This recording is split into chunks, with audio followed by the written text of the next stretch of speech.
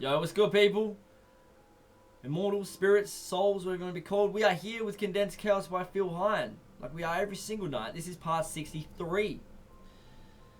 We're still speaking about smells. So witches, wizards, warlocks, magicians, magus, and magi pull out them aromatherapy candles and start burning that incense.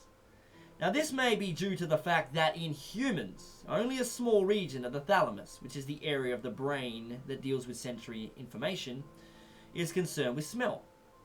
Women are more sensitive to certain smells than men.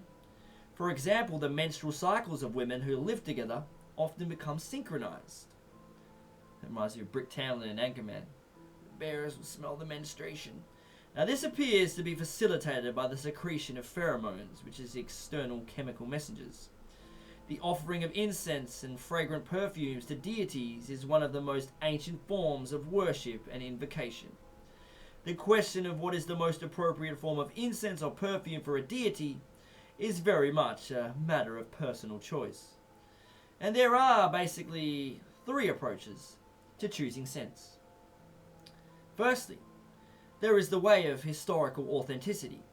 Secondly, there is the path of magical correspondences, whereby some authority has already decided what smell corresponds to which god, planet, or colour, etc. Thirdly, there is the tale of choosing whatever scent you decide is most appropriate. Some scents do have distinct physiological side effects, such as clearing the nasal passages or raising skin temperature. Others may be artificial, but no less evocative. There is nothing like the smell of a dentist's waiting room to arouse apprehension and tension for some people.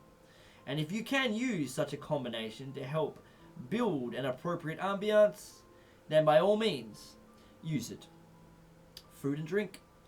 Food and drink are often used as sacraments, allowing participants to absorb the divine essence of the invoked entity. And what kinds of food and drink are used can depend very much on the overall ambiance of the ritual. Mead, for example, is the chosen quaff of the northern Germanic tradition, while some of the lower of Vudan are partial to a tot of rum.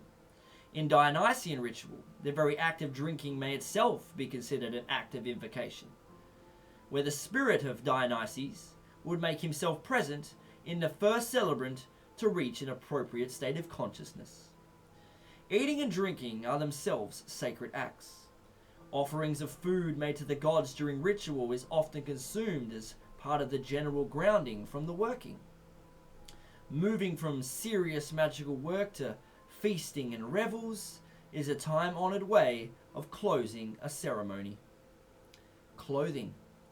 A robe, usually hooded, is considered the basic uniform of the working magician. The robe serves to conceal one's body outline and provide a further level of reinforcement that one is doing something different to acts performed in normal clothes. For most magicians, it seems to be the case that one either works robed or naked, skyclad. Working naked has its own effects, especially in groups. Some eyes wide shut shit going on here. Where newcomers may well experience hang-ups about their own body image or harbour the suspicion, usually unfounded, that a group who works naked is going to end up in bed together. Working naked also leads to perceptual changes. The area of skin exposed makes the body surface a more effective sensory organ, and the fact of being naked usually ensures that one is more alert to possible dangers. Dressing the part. In addition to these basic approaches to clothing, you can also consider dressing up for invocatory ritual. While most magicians tend to make do with visualizing themselves wearing the appropriate garb for invoking a particular deity, you can have a lot of fun and achieve some stunning effects by using costumes, masks, face paints, etc. The preparation of which can be as rewarding as the ritual itself. Musical instruments. The use of musical instruments as an aid to invocation, or even as the main form of invocation, again, has an ancient lineage. While tape-recorded music can add ambience to a ritual, there is nothing to beat actually producing sounds yourself. Here are some examples of easily obtainable instruments. Whirlers. The Grecian lynx is basically a small wheel, suspended at the middle of a loop of string.